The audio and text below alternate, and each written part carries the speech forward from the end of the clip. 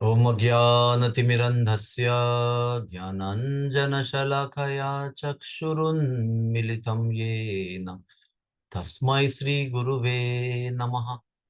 श्रीचैतन्या मनोभीष्टं स्थापितं येन भूतले स्वयं रूप कदा मह्यं ददाति स्वपदान्तिकम्।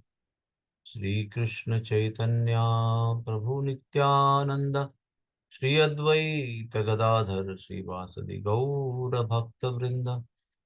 हरे कृष्णा कृष्णा कृष्णा हरे हरे, हरे राम राम राम हरे हरे।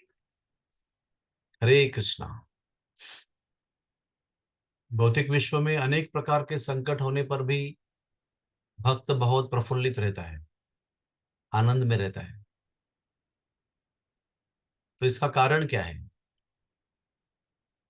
क्यों बाकी जनता जो भगवान का सहारा नहीं लिए हुए हैं, वो संकटों के बीच में, मझधार में, भंवर में तड़पते रहते हैं? और क्यों उसी प्रकार के संकटों का सामना करते हुए भी भक्त आनंद में रहते हैं? इसके कई कारण हैं। इसका एक महत्वपूर्ण कारण यह है कि जैसे ही व्यक्ति भगवान की भक्ति स्वीकार करता है, जैसे ही व्यक्ति, मनुष्य भगवान के चरणों में समर्पित हो जाता है, उनके नामों के जप की प्रक्रिया को अपने आप को समर्पित करता है, तो भगवान उस भक्त के जीवन का जो जिम्मेदारी है वो अपने ऊपर लेते हैं। उसके जीवन का, जो कहते हैं इंग्लिश में, he takes the charge of the life of that person. उसके जीवन का संपूर्ण नियंत्रण भगवान अपने हाथ में लेते हैं।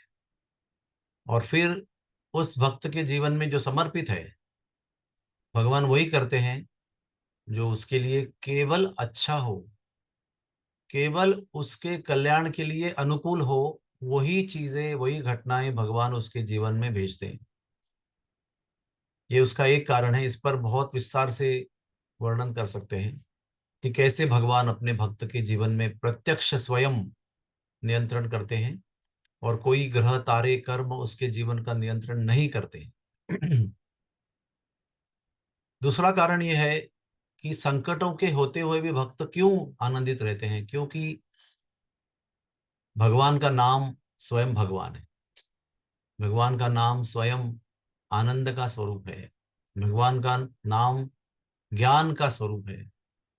अनंत ज्ञान, अनंत आनंद जो चित्त को बहलाता है, चित्त को प्रसन्न करता है, वो भगवान नाम में उपस्थित है। तो जैसे ही भगवान नाम में, उसके जप में हम लोग समर्पित हो जाते हैं, तो वो सारा आनंद जो है वो हमारे जीवन में बहने लगता है। और वो दिव्य आनंद है, वो कोई शरीर के इंद्रियों से लिए हुए भोग के जैसा आनंद नहीं है। ये हुआ दूसरा कारण। और तीसरा कारण ये है, अनंत कारणों में से, कि संकट जब आते हैं तो हमें कष्ट कब होता है, हम त्रस्त कब हो जाते हैं? जब हमारे अंदर उसकी सहनशीलता नहीं होती है उसको सहन करने की। भगवान की ओर से हमारे जीवन में हमारे क्षमता के बाहर कभी भी संकट नहीं आते। अर्थात जितनी हमारी शक्ति सहन करने की है, उतने ही संकट आते हैं। जैसे स्कूल में 8वीं कक्षा में पढ़ने वाले बालक को 10वीं कक्षा के प्रश्न नहीं पूछते, या 5वीं कक्षा में पढ़ने वाले को 8वीं कक्षा के प्रश्न नहीं पूछते। जो वो मेहनत करके उत्तर दे सकता है, ऐसे ही प्रश्न पूछते हैं, जो उसकी क्षमता के अंदर है। तो भगवान हमें जो संकट भेजते हैं, वो ऐसा नहीं है कि हम उसको सहन नहीं सकते, लेकिन सहन करने के लिए जो सहन शक्ति की आवश्यकता है, उसके लिए कुछ प्रयास करना पड़ता है। वो सहन शक्ति जो है वो अपने आप नहीं आती है। वह सहन शक्ति के लिए कुछ करना पड़ता है, कुछ ध्यान धारणा करनी पड़ती है, कुछ योग करना पड़ता है, कुछ मन को नियंत्रित करने का तरीका सीखना पड़ता है। और सबसे सर्वोच्च तरीका जो है, पद्धति जो है, वो भगवान के नाम का जप है।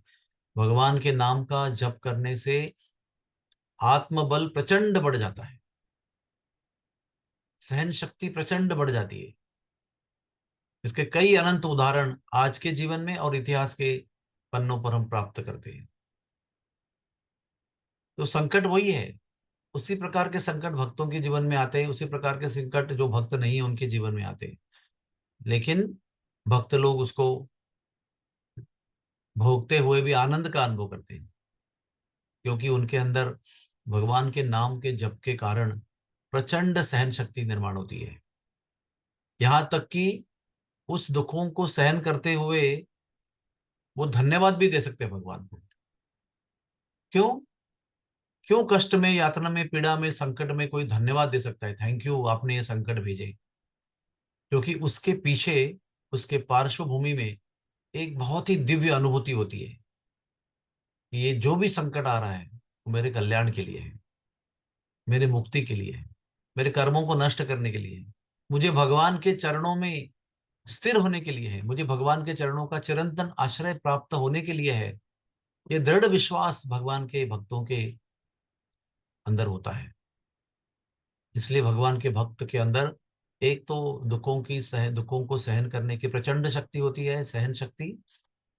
और साथ साथ ये निष्ठा होती है कि जब मैंने भगवान का सहारा लिया है तो मेरे करुणा में भगवान, करुणा निधान भगवान मेरे लिए वही भेजेंगे जो अच्छा होगा। ये सारी विचारधाराएं हैं और ये सत्य भी है। इन्हीं के आधार पर अनंत कष्टों का सामना करते हुए भी भक्तगण हंसते रहते हैं, अपने आप को भाग्यवान समझते हैं कि मेरा जीवन किसी ग्रह तारे देवताओं के नियंत्रण में नहीं है, मेरा जीवन साक्षात प्रत्यक्ष भगवान के नियंत्रण में है। यह अनुभूति ही सुखदायी है। और इसी के आधार पर हम प्रचंड कष्टों को, संकटों को, यातनाओं को सह सकते हैं। तो आइए सब सब सभी प्रकार के पहलुओं को समझते हुए हम भगवान नाम का जप करें। हम कोई साधारण प्रक्रिया नहीं कर रहे, कोई योग नहीं कर रहे, कोई रिचुअल नहीं कर रहे, कोई कर्म कांड नहीं कर रहे। हम साक्षात भगवान को अपना बना रहे हैं। ये प्रक्रिया है। इसलिए सबको सावधान रहते हुए, एकाग्र रहते हुए, जागरूक रहते हुए इन भगवान नामों का जप करना चाहिए। ये हमें परमोच्च प्राप्ति जीवन की जय, ये नाम हमें करके दे सकते हैं, हमारे लिए प्राप्त हो सकता है। सबसे पहले जो हमारा प्राथमिक उद्देश्य है, दुखों का नाश, क्लेश अग्नि, ये बहुत सहज प्राप्त होता है। संकटों के होते हुए भी हम आनंदी रह सकते हैं, इस बात पर हम सबको परम निष्ठा होनी चाहिए। हरे कृष्णा कृष्ण कृष्ण हरे हरे, हरे राम राम राम हरे हरे।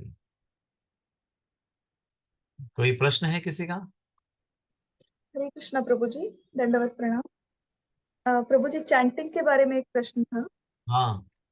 प्रभु जी, जब हम लोग चैंट करते हैं, हम लोग कोशिश करते हैं कि बिना डिस्टरबेंस के हमेशा चैंट करें, लेकिन कभी ऐसे फॉर एग्जांपल बेल हो, डोर बेल बजे, तो हमें क्या करना चाहिए प्रभु जी? हमें वो मार्क करके, चैंटिंग माला मार्क करके जाके we can come back and continue, या फिर शुरू से वापस यस वो यस, माला करनी यस कोई चाहिए? प्रॉब्लम नहीं। अच्छा, प्रभु बेल जी। बजती है तो बेल को रिस्पॉन्स करना चाहिए।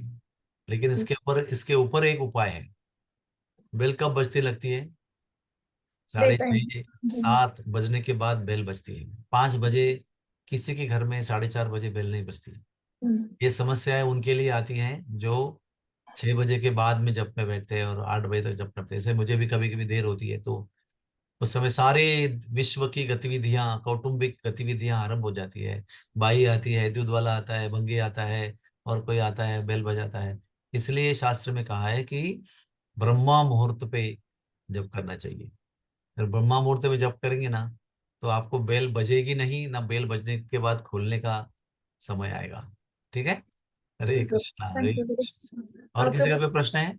यस। प्रभु जी, एक और प्रश्न था हाँ हाँ, अधिक मास पूछिए। के बारे में। यस अ, यस। प्रभु जी, अभी अधिक मास आ रहा है ना, पुरुषोत्तम मास। तो यस।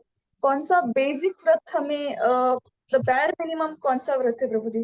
जैसे एक मैंने माला एक्सटेंड कर एक सकते बेसिक व्रत अनंत बार सब लोगों को हर बार बताता हूँ। वो ये है कि अपना मोबाइल दूर रखो। जब के समय मोबाइल स्विच ऑफ करके चार्ज में किसी अलग कमरे में रखो। इससे बड़ी तपस्या और व्रत कोई और नहीं होगा मुझे लगता है आज के समय पे। और मैंने मैं आपको ग्रुप में भेजूंगा जी। कौन से व्रत आप ले सकते हैं। बहुत सारी चॉइसेस है उसके अंदर, लेकिन अधिक मास के व्रत और किसी भी व्रत को लेने के समय ध्यान रखना चाहिए जो हमारे लिए हो सकता है थोड़े से कष्ट के साथ, उतना ही लेना चाहिए। बहुत सारा लेंगे अति उत्साह से और पालन नहीं करेंगे तो फिर वो पालन न करने की वजह से आपको फ्रस्ट्रेशन आएगा। इसलिए व्रत उतने लीजिए जो आप कर सकते हैं अच्छी तरह से। थोड़ी असुविधा होनी चाहिए तो वो व्रत सफल होने चाहिए और अंत तक उसको निभाना चाहिए।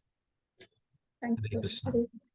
आज के विषय के प्रति किसी को प्रश्न है कोई? Thank you very much. Hare Krishna Krishna Krishna Hare Hare, Hare Ram Ram Ram Hare Hare.